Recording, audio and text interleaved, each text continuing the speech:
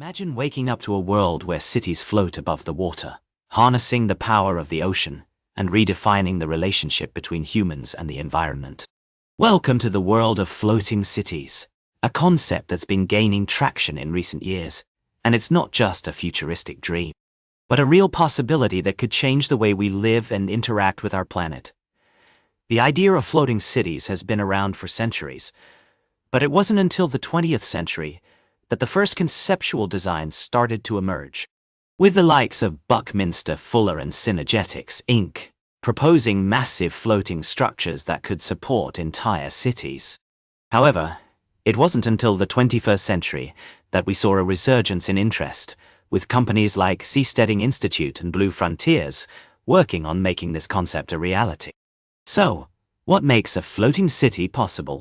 The key is in the design and engineering. A floating city needs to be stable, secure, and able to withstand the harsh conditions of the ocean, including storms, waves, and tides. This is achieved through the use of advanced materials and technologies, such as carbon fiber, nanomaterials, and 3D printing. These materials allow for the creation of strong, lightweight structures that can support the weight of the city and its inhabitants. But the design of a floating city is not just about the materials used. It's also about the layout and organization of the city itself. A floating city needs to be efficient, sustainable, and adaptable to the changing needs of its inhabitants. This means incorporating green spaces, renewable energy sources, and advanced water management systems. For example, the Seasteading Institute's proposed city, called the Seastead, features a series of interconnected modules that can be easily reconfigured to accommodate different types of housing, businesses, and community spaces. One of the most exciting aspects of floating cities is the potential for sustainable living. By harnessing the power of the ocean, a floating city can be entirely self-sufficient, generating its own energy, collecting its own water, and managing its own waste.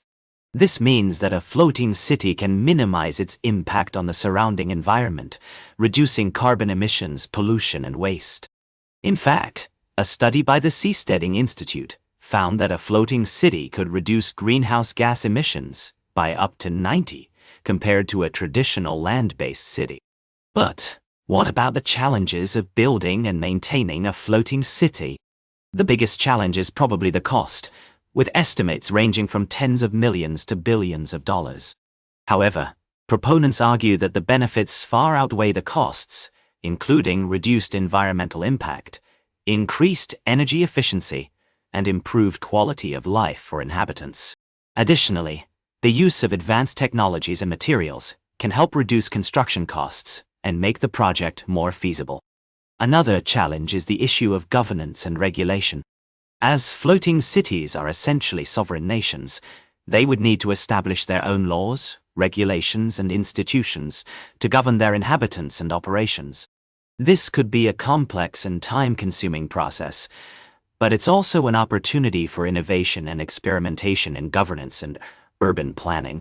In addition to the technical and governance challenges, there are also social and cultural implications to consider. A floating city would need to be designed to accommodate a diverse range of inhabitants, including families, artists, entrepreneurs, and students. This means incorporating community spaces, social services, and cultural facilities to foster a sense of community and connection among residents. Despite the challenges, the idea of floating cities is gaining momentum, with several projects already underway or in development. For example, the company Blue Frontiers is working on a 60-acre floating island in the Maldives that will serve as a luxury resort and research center.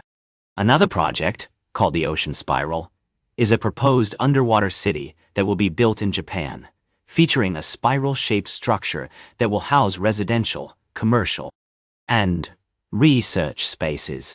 As we continue to explore the possibilities of floating cities, it's essential to consider the potential benefits and drawbacks.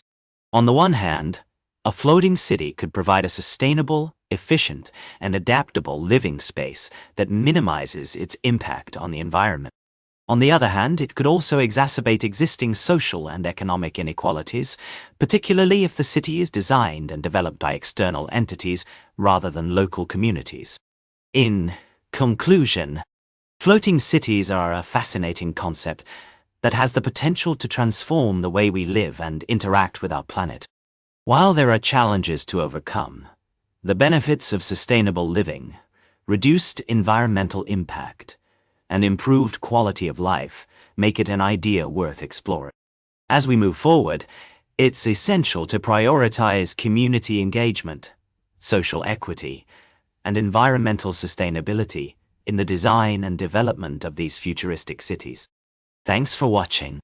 And if you're interested in learning more about floating cities and their potential impact on our planet, be sure to check out our next video, The Future of Sustainable Living. How floating cities can help us save the planet.